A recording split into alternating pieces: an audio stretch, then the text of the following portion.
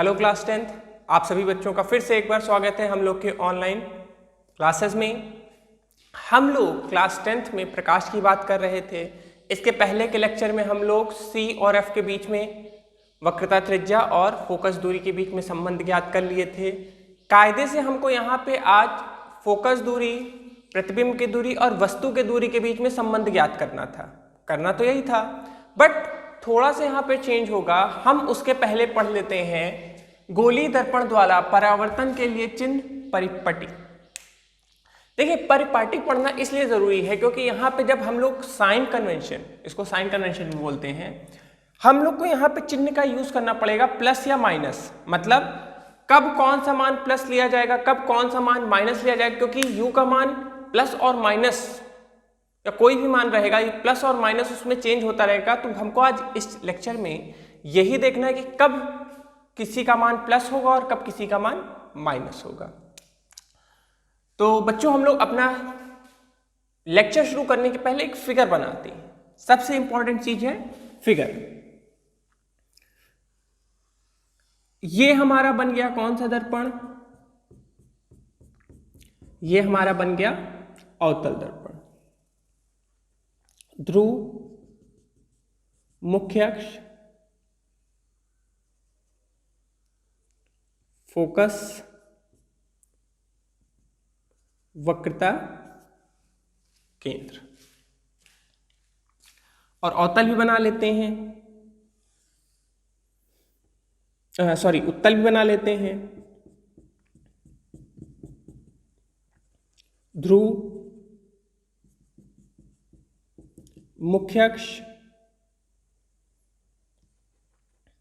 Focus, वक्रता। अब देखिए, हम केवल उन्हीं चीजों की बात करेंगे जिन चीजों का यूज हमको पड़ेगा। जैसे क्या क्या पढ़ सकता है हमको यूज, क्या क्या पढ़ता है उसको हम नोट कर लेते हैं। सबसे पहला हम लिख लेते हैं वस्तु की दूरी, जिसको हम यू से दिखाते हैं। अब देखिए, हम करेंगे क्या, एक कॉलम अवतल के लिए बना लेंगे और एक कॉलम उत्तल के लिए। ठीक है। दूसरी चीज, वस्तु की दूरी हो गई। अगला लिख लेते हैं फोकस दूरी। फोकस दूरी, फोकस दूरी को किस संकेत से हम लोग दिखाते हैं? F से। अगला प्रतिबिंब की दूरी। प्रतिबिंब की दूरी को हम किससे लिखते हैं? V से लिखते हैं। यहां पे थोड़ा सा गैप छोड़ेंगे क्योंकि यहां पे प्रतिबिंब आभासी भी होता है, वास्तविक भी होता है, डिपेंड करता है। तो हम दोनों के लिए यहां पे दो लाइन के हिसाब से थोड़ी सी जगह छोड़ देंगे। उसके बाद अगला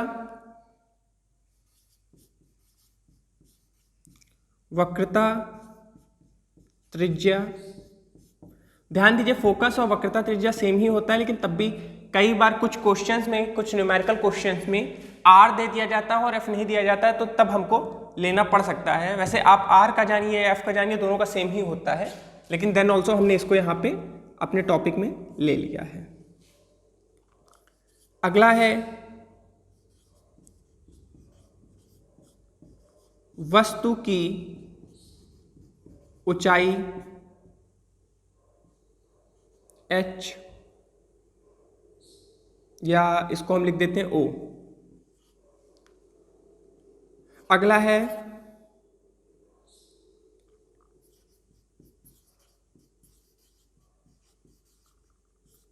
प्रतिबिंब की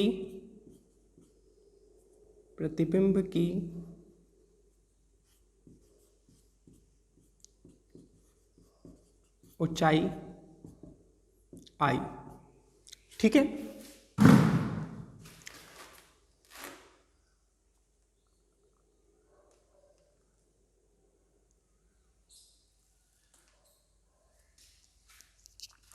और प्रतिबिंब की ऊंचाई में फिर से यहाँ पे दो कॉलम्स रहेंगे। अब देखिए हम यहाँ पे चिन्ह परिपाटी पढ़ने के पहले एक चीज आपको बता देते हैं। हम लोग मैथ्स में निर्देशांक ज्यामिति हम सभी लोग पढ़े हैं। देखिए यहाँ पे जो कॉन्सेप्ट होगा वो निर्देशांक ज्यामिति का ही है मेनली। आप भी जानते हैं निर्देशांक ज्यामिति में दो अक्ष होते हैं, एक x और एक y। जहां पे x और y दोनों एक दूसरे को काटते हैं उसको हम केंद्र बोलते हैं 0, 0।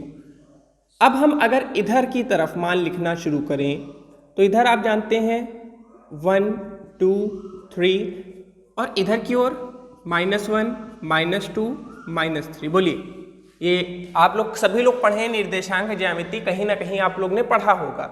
8th 9th में भी थोड़ा सा ही, बहुत ज़्यादा तो नहीं आता है, बट उसका एक इंट्रोडक्टरी पार्ट आता है। तो इंट्रोडक्टरी पार्ट में आप लोग इस चीज़ को प्रॉपरली देखे होंगे। अब हम ऊपर की ओर चलें तो 1, 2, 3, नीचे की ओर -1, -2, -3। देखिए ये बताने का मेनली मेरा रीज़न क्या था ये समझिए। मतलब समझिए कि जैसे हम लोग इस तरह का कोई अक्ष बनाएं तो जो भी चीज़ इधर की ओर होंगी, बिंदु से इधर की ओर, किधर, दाएं हाथ की ओर, तो वो क्या होगा, पॉजिटिव। जो भी बाएं हाथ की ओर होगा वो निगेटिव। ऊपर की ओर पॉजिटिव, नीचे की ओर निगेटिव। भाई उसी तरह तो बना है। देखिए जब हम केंद्र से दाएं हाथ की ओर गए तो पॉजिटिव, केंद्र से दाएं हाथ की ओर गए तो निगेटिव, केंद्र से ऊपर की ओर गए तो पॉजिटिव, केंद्र से नीचे की ओर गए तो निगेटिव। अब आपके मन में एक क्वेश्चन चल रहा होगा, सर यहाँ पे मैथ्स आप क्यों बता रहे हैं? देखिए जो मैथ्स इसलिए बेटा बता रहे हैं, इसको सफा कर दें, इसको बनाना हो बना लीजिएगा, नहीं बनाना है इसको नहीं बनाएंगे, इससे काम चल जाएगा, इसकी कोई जरूरत नहीं है। अब आपके मन में एक छोटा सा क्वेश्चन होना चाहिए, छोटा सा, बहुत छोटा सा क्वेश्चन, कि सर इसका यूज क्या है, आपने क्यों बताया? देखिए इसका यूज ये है कि जो हमारा ये है, इसको फिर से बना लेते हैं थोड़ा बड़ा सा जिससे दिखे आप लोग को और प्रॉपर्ली। यहां पे जो ये केंद्र है यहीं पे ध्रुव स्थित होगा। ध्रुव किसका? दर्पण का। जैसे अवतल है तो अवतल कुछ इस तरह से रखा जाएगा, उत्तल है तो उत्तल कुछ, चलिए इसी में बना दे, दूसरा बना दे, चलिए इसको नोट कर लीजिएगा, ये बहुत इंपॉर्टेंट है। उत्तल है तो उसका ध्रुव कुछ इस तरह से। बोलिए बात समझ में आई? अवतल कुछ इस तरह से, देखिए अवतल यहीं पे है। अब हम यहां पे अगर इसको हल्का सा ऐसे खींच दें समझने के लिए, बन गया वही चीज। इस पे भी हल्का सा ऐसे खींच दें तो बन गया वही चीज।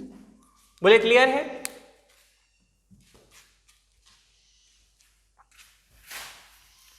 अब देखिए यहां पे हमको ज्यादा कुछ नहीं करना है, हम एक इस चीज को बस ध्यान रखें, इसको प्रॉपरली बना के याद रखेंगे कि केंद्र से जब हम दाएं हाथ की ओर जाएंगे पॉजिटिव, बाएं हाथ की ओर आएंगे निगेटिव, ऊपर की ओर जाएंगे पॉजिटिव, नीचे की ओर आएंगे निगेटिव। क्लियर है? अब चलिए सबसे पहले हम बात करेंगे वस्तु की दूरी की। अब आप ये चीज जानते हैं कि वस्तु जब हम इस तरफ रखेंगे बाएं हाथ साइड, तभी तो प्रतिबिंब बनेगा। आप अगर इधर रखेंगे तो यहां पे बनने का कोई केस ही नहीं, क्योंकि परावर्तक पृष्ठ तो इधर है, चमकदार सतह तो इधर है, तो बनना ही नहीं है। मतलब जो वस्तु रहेगी हमेशा किधर रखी जाएगी? वस्तु हमेशा इधर रखी जाएगी।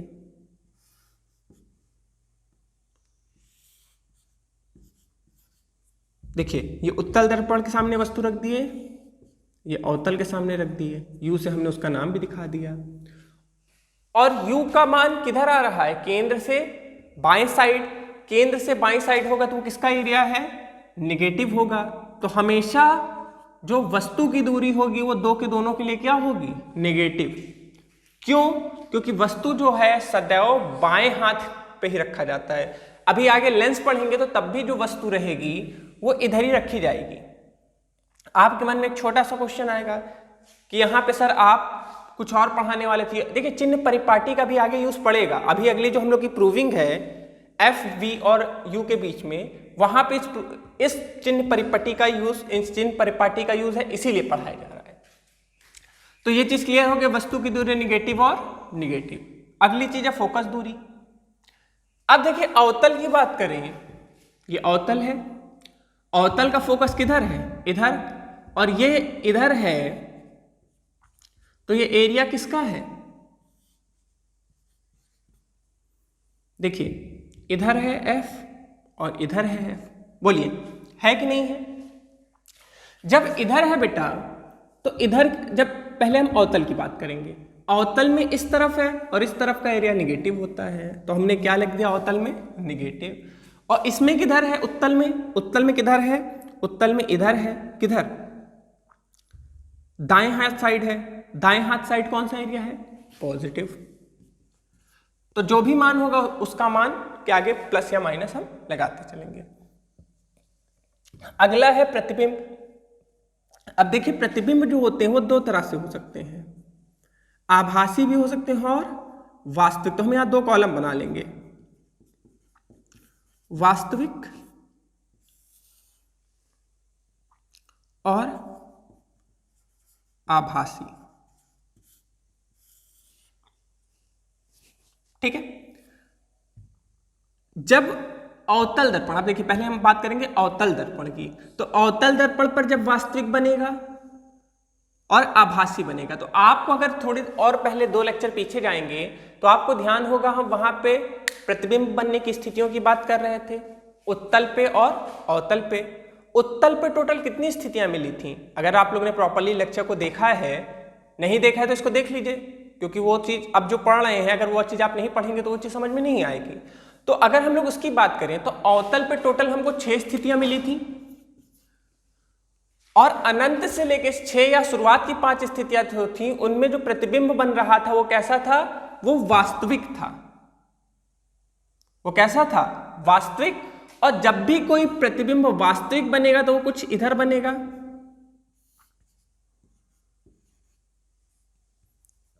वास्तविक होगा तो किधर बनेगा, इधर बनेगा, और इधर बनेगा तो केंद्र से जो दूरी हो जाएगी वो किसमें आ जाएगी भैया, वो आ जाएगी निगेटिव में। बोलो बात क्लियर है। शुरुआत की 5 स्थितियों के लिए अभी हम दूरी नाप रहे हैं ना, अभी हम ऊंचाई नहीं नाप रहे हैं, दूरी किधर से नापेंगे। देखिए ये चीज ध्यान रखिए कि दर्पण पे जब भी हम दूरी नापेंगे तो वो केंद्र से नापेंगे, और केंद्र से जब नापेंगे तो केंद्र के इस तरफ जब भी हम आते हैं तो कौन सा साइन, निगेटिव, उस तरफ जाते हैं तो पॉजिटिव, ध्रुव के इधर गए तो पॉजिटिव। अभी कोई ऐसा केस ही नहीं आया, इसको फोकस को छोड़ के, इसका फोकस इधर है इसलिए देखिए इसका पॉजिटिव लगा है। इसका जो प्रतिबिंब बनेगा शुरुआत के 5 के लिए इधर, लेकिन जो एक स्थिति बचेगी उसमें किधर बनेगा, इधर, छठी स्थिति पे। देखिए हम लिख दे रहे हैं 1 से 5 तक इधर और छठी इधर। तो छठी जो बनी वो कैसी बन गई, आभासी बन गई। आभासी बन गई, इधर की ओर है तो हमने कौन सा साइन बोला है, पॉजिटिव। बोले क्लियर है, कोई दिक्कत। अब हम बात करेंगे उत्तल की। तो उत्तल पे बेटा कुल मिला के हमको 2 ही स्थितियां मिलती हैं, कोई तीसरी स्थिति नहीं मिलती। कुल मिला के यहां पे 2 स्थिति होती हैं, और जो 2 स्थिति हैं यहां पे, 2 की दोनों स्थिति पे भैया है क्या कि 2 स्थिति जो है यहां पे, 2 की दोनों स्थिति में इधर ही कहीं बनती है, पीछे साइड आभासी बनती है, वास्तविक तो इसमें बनती नहीं है। उत्तल पे वास्तविक बनती ही नहीं है, बनती कौन है, केवल केवल और केवल आभासी। आभासी बनेगी तो उधर बनेगी, इधर बनी तो u v का मान क्या हो गया, v का मान पॉजिटिव। मतलब एक चीज समझिए कि प्रतिबिंब अगर आभासी होगा तो उसके आगे धन लगेगा या पॉजिटिव लगेगा, और वास्तविक होगा तो उसमें निगेटिव होगा। बोलिए कोई दिक्कत, क्लियर है। अगला हम बात करेंगे वक्रता त्रिज्या की, C। तो वक्रता त्रिज्या इधर है तो इधर है तो निगेटिव। देखिए फोकस दूरी और हमने कहा था ना वक्रता त्रिज्या सेम होगी, ये भी निगेटिव ये भी निगेटिव, और इसका वक्रता त्रिज्या किधर है, इधर की ओर है, तो क्या पॉजिटिव। बोले क्लियर है? अभी थोड़ा जब हम और आगे चलेंगे तो अब बेटा हम बात करने वाले वस्तु की ऊंचाई और प्रतिबिंब की ऊंचाई। ठीक है, वस्तु की ऊंचाई और प्रतिबिंब की ऊंचाई। देखिए वस्तु कैसे है, ऐसे रखा है मुख्य अक्ष के ऊपर। अब इसकी हमको ऊंचाई, जैसे आपका हम कहें कि आपकी हाइट नापनी है तो कैसे, ऐसे कहीं खड़ा करवा देंगे, पैर से लेके सिर तक नापा जाता है, इंची टेप या जो भी मेजरिंग डिवाइस हो, पैर से लेके ऊपर। हम कहें कि उस दीवार से कितनी दूरी है तो ऐसे नापा जाएगा, यहां से दीवार तक। जैसे मान लीजिए हमारा और कैमरे की दूरी, तो कैसे नापा जाएगा, ऐसे। हमारी ऊंचाई तो जमीन से ऊपर, उसी तरह इसकी ऊंचाई कैसे नापेंगे, मुख्य अक्ष के ऊपर। और जब भी मुख्य अक्ष के ऊपर जाएंगे, मुख्य अक्ष के ऊपर की ओर जाएंगे तो वो कैसा आएगा, पॉजिटिव आ जाएगा। बोलो क्लियर है? कोई दिक्कत? कोई दिक्कत नहीं।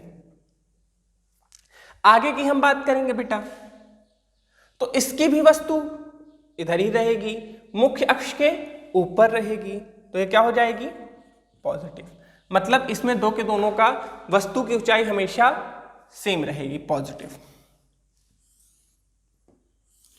अगली चीज है प्रतिबिंब की ऊंचाई। तो प्रतिबिंब की ऊंचाई में बेटा ये चीज दिक्कत है, हमने बताया था ना कि प्रतिबिंब के लिए दो सिचुएशंस बनेंगी, वास्तविक और आभासी। ये चीज आपको बताया गया है। तो यहां पे क्या होगा, पहले हम निकालेंगे वास्तविक के लिए और दूसरा आभासी के लिए। देखो इसको एक काम करते हैं, पहले बिना देखे लिख लेते हैं। कैसे? जब भी प्रतिबिंब वास्तविक होता है तो वो उल्टा होता है, और उल्टा होगा तो कुछ ऐसे होगा। तो वास्तविक होगा तो उल्टा मतलब निगेटिव, इसमें वास्तविक होता ही नहीं। आभासी होगा तो पॉजिटिव, आभासी होगा तो सीधा होगा, और सीधा होगा तो कोई चीज सीधी ऐसे रखी जाएगी, उल्टी पैर के बल आपको लटका दें, आप उल्टे हो गए। समझने के लिए समझ लीजिए कि मुख्य अक्ष से आपको उल्टा लटका दिया गया, तो पैर से सिर, और सीधे हैं तो ऊपर की ओर। तो आभासी हमेशा कैसा होगा, पॉजिटिव। बोलो ये चीज क्लियर है? सोच लीजिए।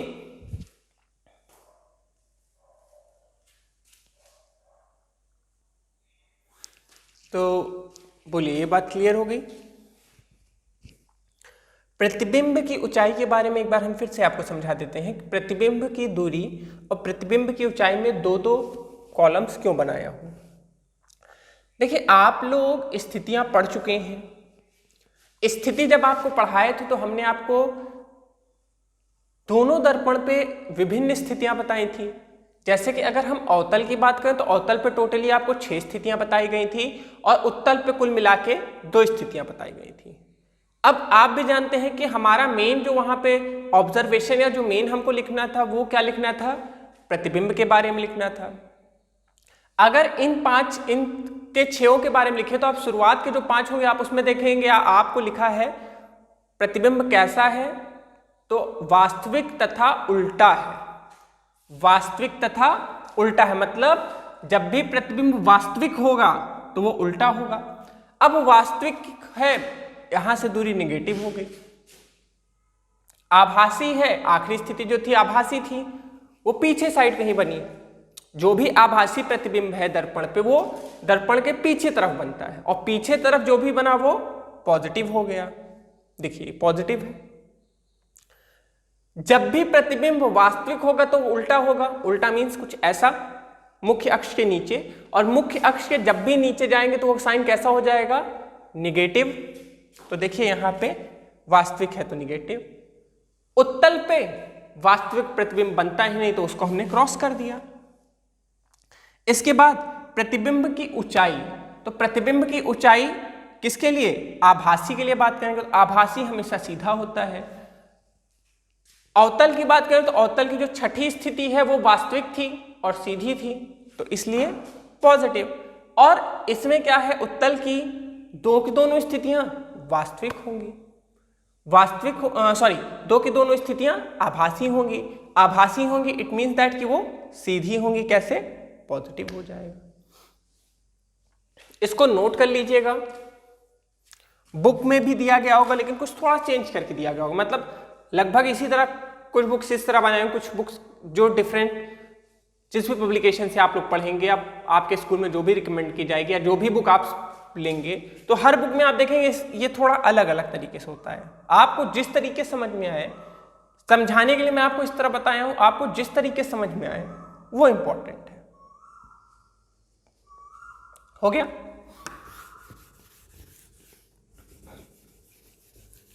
इसको सफा करके अब कुछ हम एग्जाम्पल्स लेके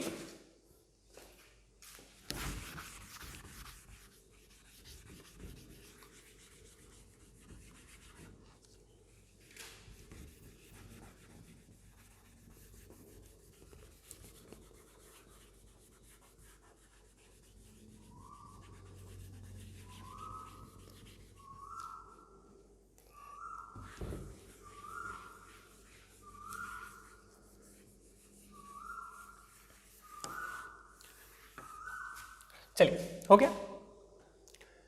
अब मैं कुछ आपसे एग्जाम्पल्स पूछूंगा, आपको बताना है। क्वेश्चन है, यदि कोई अवतल दर्पण पर वस्तु अनंत तथा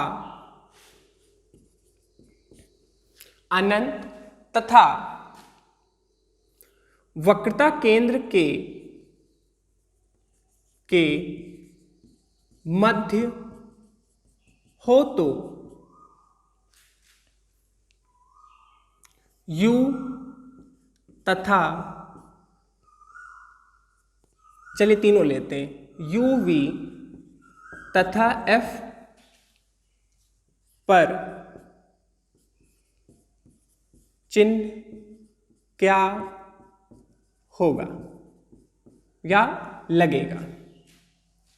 चलिए क्वेश्चन सोचिए। कोई एक अवतल दर्पण है, उस पे जो वस्तु है अनंत और सी के मध्य में रखी है। किसके मध्य में? अनंत और सी के मध्य में। तो u v और f का पे कौन सा चिन्ह लगेगा ये बताना है। सोचिए। जिनको ज्यादा सोचने हैं, जिनको लग रहा है कि वो कर सकते हैं, वो पॉज कर दीजिएगा। जिनको नहीं लग रहा है वो देख लीजिए। देखिए, एक चीज तो हमने आपको बता ही दिया कि u का मान हमेशा कैसा रहेगा? u का मान हमेशा निगेटिव रहेगा, ये कभी भी पॉजिटिव नहीं होगा। तो आंख बंद करके जहां भी वस्तु की दूरी मिली तुरंत निगेटिव लगाइए, v।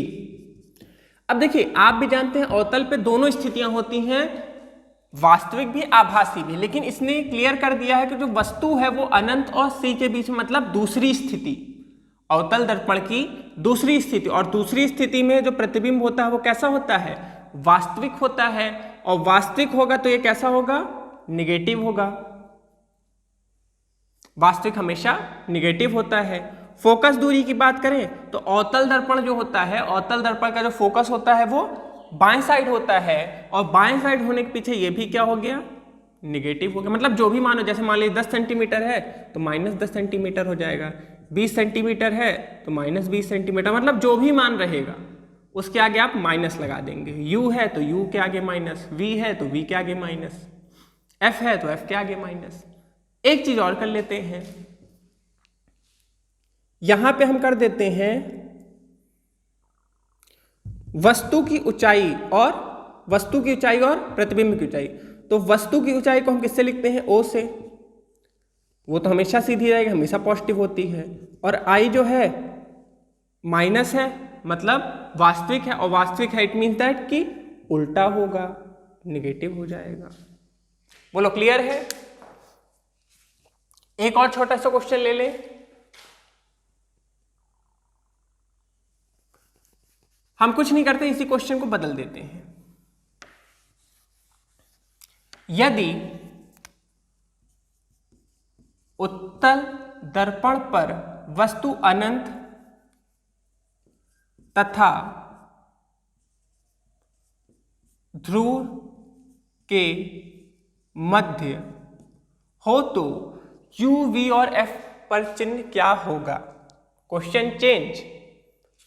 क्वेश्चन में हमने क्या कर दिया? हमने क्वेश्चन चेंज कर दिया, हमने अवतल की जगह अब उत्तर कर दिया। अब देखिए, जिसको भी समझना है वो अगर जैसे जो थोड़ा और प्रॉपर्ली समझना चाहते तो एक हल्का सा चित्र बना लीजिए। चलिए बना के देखते हैं। उत्तल, ये ध्रुव, इसका फोकस किधर होगा? इधर होगा। वक्र का केंद्र इधर होगा। जो वस्तु है वो कहाँ है? अनंत और ध्रुव के बीच में दो ही स्थितियां ही होती हैं उत्तल पे, ये रहा। तो U का मान क्या आ गया? तुरंत आप देख के बताइए। ध्रुव के बाएं साइड है तो निगेटिव। फोकस का मान, फोकस दर्पण के पीछे है तो पॉजिटिव। V का मान अनंत और ध्रुव के मध्य, अनंत और ध्रुव के मध्य होगा, चाहे दो के दोनों में तो आभासी बनता है। आभासी बनेगा मतलब दर्पण के पीछे, और दर्पण के पीछे बना मतलब पॉजिटिव। O का मान वस्तु की ऊंचाई, वस्तु की ऊंचाई हमेशा पॉजिटिव होगी। प्रतिबिंब की ऊंचाई, तो इस बार देखिए प्रतिबिंब आभासी है तो आभासी है, इट मीन्स दैट कि वो सीधा है, और सीधा होगा तो ऊपर की ओर, ये भी क्या हो जाएगा? पॉजिटिव। हो गया। तो देखिए, हमने आपको पहले चिन्ह परिपटि के बारे में बताया, परिपाटी के बारे में बताया, और फिर उसके बाद प्रॉपर्ली आपको हमने एग्जाम्पल देके, दो एग्जाम्पल्स लिए, उत्तल और अवतल दोनों। इसके साथ ही हम लोग ने ये जो अपना ये लेक्चर था, इसको भी हम लोग ने कंप्लीट कर लिया है। नेक्स्ट लेक्चर में हम लोग फोकस दूरी, वस्तु की दूरी और प्रतिबिंब के दूरी के बीच में संबंध ज्ञात करेंगे। एक चीज बेटा आप सभी लोग ध्यान रखिए कि इसको इसलिए हमने पहले पढ़ा दिया क्योंकि वहां पे हमको ये चिन्हों का यूज करना है, तो इसीलिए मैं चाहूंगा कि आप लोग थोड़ा चिन्हों को पढ़ लीजिए, देख लीजिए, क्योंकि जब चिन्ह के बारे में जानते रहेंगे तभी उस चीज को आप लोग इजीली कर पाएंगे। नोट बनाते रहिए, पीछे वाले लेक्चर्स जो पढ़ चुके हैं उसको रिवाइज करते रहिए। तब तक के लिए, नेक्स्ट लेक्चर तक के लिए